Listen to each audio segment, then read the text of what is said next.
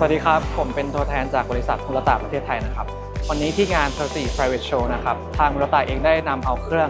MW 120นะครับหรือ MW Series ที่ยอดนิยมที่สุดในประเทศไทยนะครับมาจัดแสดงที่งานนะครับโดยเครื่องของเรานะครับเป็นระบบ Automation คือมี2 Spindle 2 THAILAND แล้วก็มีโหลดเดอร์ในตัวนะครับซึ่งความพิเศษของวันนี้คือตัวเครื่องครับได้เชื่อมต่อเข้ากับชุดเครื่องมือวัดของ TOSEI ซึ่งมีออปชัน Auto Feedback Measuring System นะครับซึ่งสามารถส่ง Data งานกลับเข้ามาที่เครื่องและสามารถ Auto Offset ได้โดยที่ไม่ต้องใช้คนนะครับผม